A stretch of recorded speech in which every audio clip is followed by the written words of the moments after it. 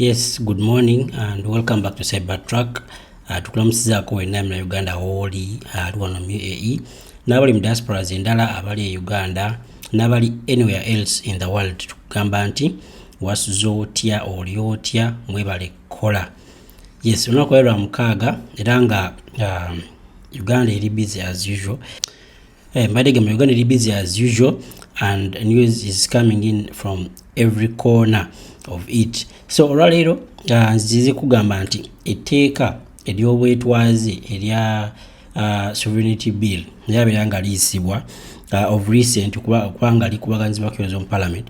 Etteeka lyongedde okuleeta critics mu bantu, lyongedde okukuma ebbugumu, lyongedde oteekawo kino nakiri mu ggwanga era ng'olunaku lw'ejjo President Yoweri Museveni avuddeyo n'ayogera ku tteeka lino n'abagamba nti bise bye nabagamba okuyisa etteeka ly'enzukira nabagamba ogenda okwogerako liti lifaanaganako ng'eriwa ng'eryo linda balisaazi n'ebiriko ebigenda mu maaso ku mitimbagano abantu biboogerako n'abagamba nti bye nabagamba byalimu kuprotectinga bannayuganda n'ebintu byabwe n'okuprotectinga bannayuganda okuva ku foreign influences wabula sigana bannayuganda kuyingiza ssente na kufulumya ssente zaabwe mu ggwanga. Awongere n'agamba nti kino ebbanga bannamulanga bali mu bukulembeze obw'eggwanga bagenda making sure tewali munnayuganda agenda ganya bakuyingiza dde okufulumya ki ensimbi. Ate ne gavana wa Uganda omupya naye n'avaayo n'ayongera okukaatiza ensonga n'agamba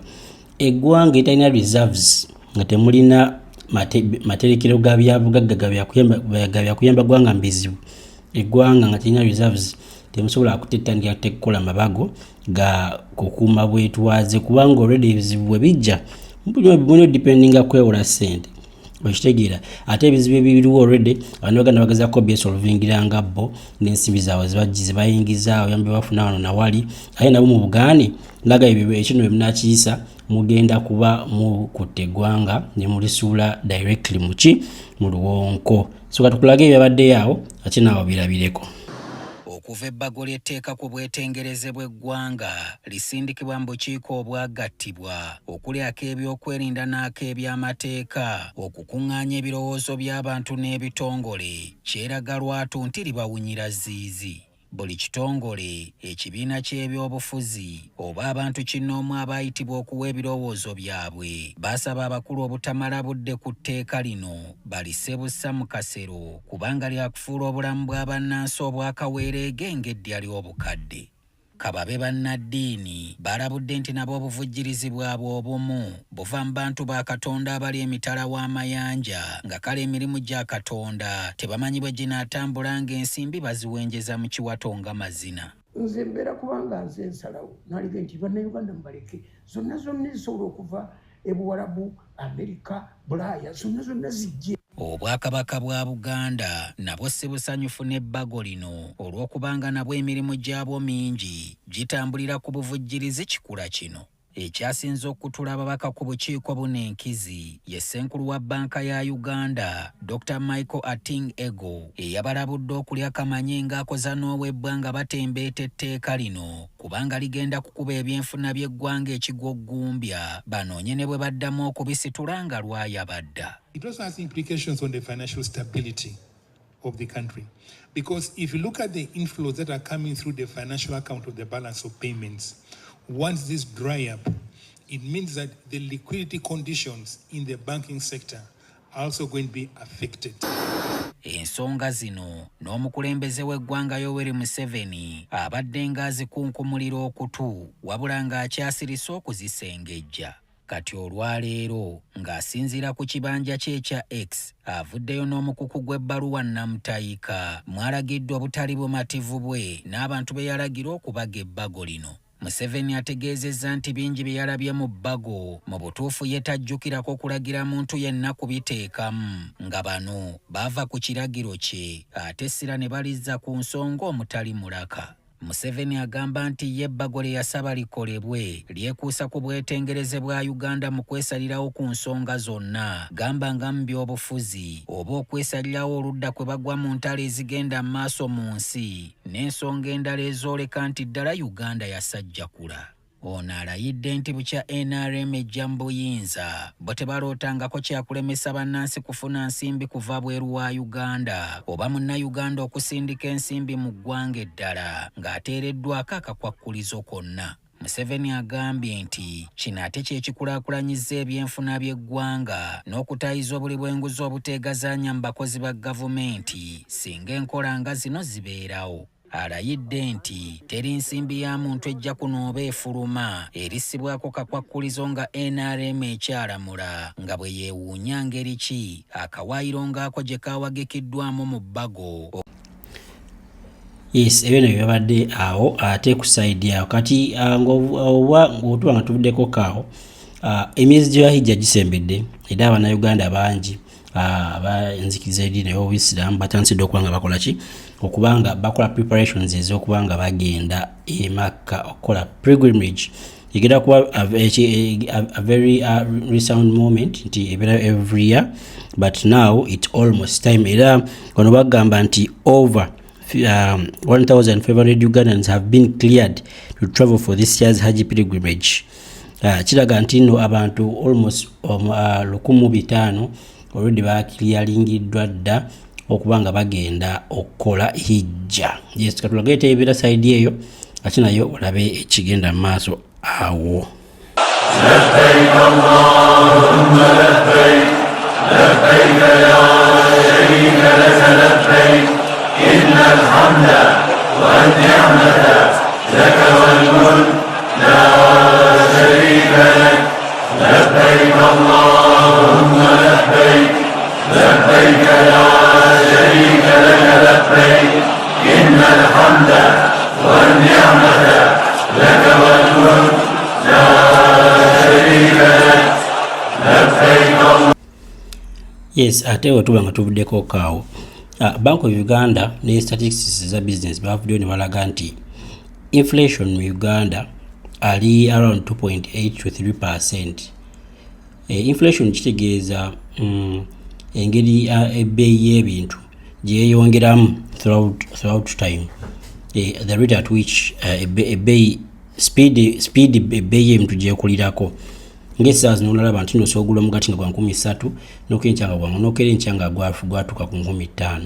Kati banga mugati gutwala okuva ku 13 kudda ku 15. Olusi guyinza okwanguwa okulinnya olusi ne gulwawo kati that's the inflation rate nti banga price zitwala okukyuka. Balaga nti mu Uganda kiri ku 2.8 and 3%. Era bavudde magero gumya abantu twadde ebbeeyi y'ebintu erinnya naye ensimbi tezirikola ki teziri kuluzinga so much value. Esaawa zino bagamba nti ekivuddeko okusinga okuleetera ebbeeyi okulinnyamuko ye instability eri ate all around ye emanyikiddwa obulungi nti amafuta ne transport costs zikoze eki zeeyongedde ku ebbeeyi y'amafuta okulinnyamu kulebezo ebigenda amaaso mu nsi. So bagamba nti ate bino ebinaba bistabilizinze tujja kuba ebbeeyi eddamu oba oli awo okutereera eddeyo ku ya bulijjo naye nga for now bagamba Bank of Uganda target yaabwe ya inflation gye balina okukabinga it is 5%. So if it is 2.8 and 3% balaga nti kyali very very very safe. Era nga bagamba this spike little bit of spike mu prices z'ebintu kyetudagana amafuta no gasoleeta ebbeeyi y'ebintu okulinnya in many ways kubanga amafuta begalinnya entambuza y'ebintu efuuka ya bbeeyi okitegeera. Kano wedduuka erya atunda obuwunga atunda ki yena yenda agenda okubitambuza agenda bitambuliza ku bbeeyi kosa balina okwongeza emiwendo gyabyo. Kati awo tandika okubifiringa eno wansi ng'olaba ebbeeyi erinnye. So bagamba eno ebbeeyi yonna baeteredde ate bagenda kuba nga price baziddawo okuba nga zibeera stable ku side awo.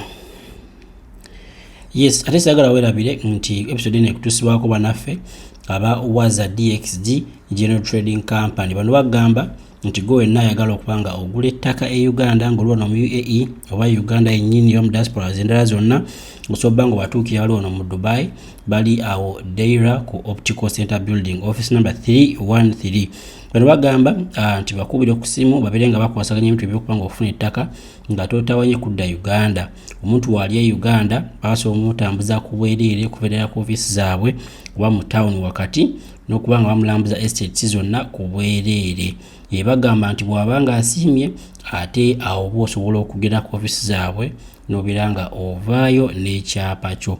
Ozadx bagamba they are destined for greatness. Bakubireko ku simu ate obeere nga gwe muna UAE ali wano weefunira ku ttaka ery'ekyapa. Yes. Okwongera okugamba tugende bikyefu mu mboozi ate eri wano mu UAE wano bannayuganda biki bigenda mu maaso. Munnayuganda wenna aliyo tewerabira nti gwe ne yayingira ku visa nga oba ng'ozze ku visit visa oba ng'ozze ng'oli ku cancellation naye ne ziba nga ziyitako ku lw'okuba nti ennyonyi ziba tezikyatambula embiri baddeyo mabega awo. Ekintu ekyo kyakoma as of I think last week. Yes, kyakoma kati overstays ne visa ezaggwako biki byonna bigenda kuddamu okutandika okubala. Fines zigenda kutandika okuddamu okukola ki okubala. Gwe n'amanyi nti obadde oli exempted ku lembera ebaddewo emabegako awo. Ekintu ekyo kyaggwawo just of recent sekoja kakati nga week. So mbadde basaba mulimu kukyerabira era mukebere ku visa zammwe. Olaba nga overstay genzeemu ogijjemu ate obeere nga osobola okubeera nga oli clear all around UAE. Yes. Ate ye omukuumi wa speaker Honorable Anita Among, omukuumi we ono ayitibwa Humphrey Muhanguzi. Olunaku lwaleero lunaku lw'ejjo yakwatiddwa era nga agamba nti asuubizibwa okuba nti yabadde in connection ne mu ssaga ey'okkuba omukyala essasi eyabadde avuga emmotoka. Bagamba nti according to reports, Speaker Anita Among's bodyguard, identified as Corporal Humphrey Muhanguzi, has been apprehended in connection with the shooting of yet to be identified female driver. Nti babadde nga bamukwata nga bamusuubiza okuba nti yabadde mu kuba nti akuba female driver omukyalo yadde avuga emmotoka amasasi atanaba kutegekeka mannya ge. Bagamba the woman who is still nursing injuries was allegedly shot at while driving her car near Speaker Among's residence in Kampala. Nti omukyalo bamukubye essasi nga webadde avuga emmotoka ye okumpi n'amaka ga Anita Among Speaker mu Kampala. Bagamba nti sources say bagamba nti reportedly ordered her to give way to the approaching convoy. However, she is said to have failed to comply. Bagamba nti bamugambye abeere nga aviira convoy ya speaker yabadde ejja okuyitawo n'ata comply nga nabo n'atawuliriza bye bagamba era effectively obstructing its movement and triggering a rapid response from the armed forces. N'agamba nti omukyalo bwe yaganye okuvaayo n'abeera nga aziyiza convoy n'okubeera nga etambula nga yabadde etegeddwa okuba nga etambula. Era aba-officer bano babadde n'emigemirawala n'emmundu ne bakola ki ne baba nga bali triggered ne bavaayo. So in the same moment that followed, Corporal Humphrey Muhanguzi, a counter-terrorism officer deployed at the residence, released a bullet that struck the driver. N'agamba nti mu kaseera ako awo nga bali mu ebyo ate ono Humphrey Muhanguzi gye yaviiriddeyo n'aba nga akuba omukyalo ono essasi. Gano mawulire ga nnaku era kiraga recklessness ey'amaanyi eri wakati w'abantu bano abakwata emmundu zaffe emmundu ez'eggwanga. Okitegeera kaniwewuunya omuntu ng'oyo akuuma speaker ninoba nga you can even shoot at okitegeera ku mukyala avuga emmotoka golaba nti they cannot even mean any harm at any point. There is waliwo line erina okubeera drawn wakati wa what is really serious ekintu kirina okugibwayo emmundu and what is normal. Okitegeera eggwanga getulimu sirabangako bugombe bwa mmotoka yonna nga buyitawo awo apoliisi baba bakimubuyisa abo bakulembeze sibulabangako. But imagine now someone can even get killed olwokubanga mbaziyiza convoy y'omuntu omu. It is very very very unfortunate nti Ugandans we are still living like that. So oyo bamukutte era golawayo ali mu kifaananyi awo bamukutte okulanga bongera okunoonyereza ate ku mbeera egenda maaso awo. Yes, ate nga udwa tuvuddeko kaawo bano bannaffe bo aba UEDCL.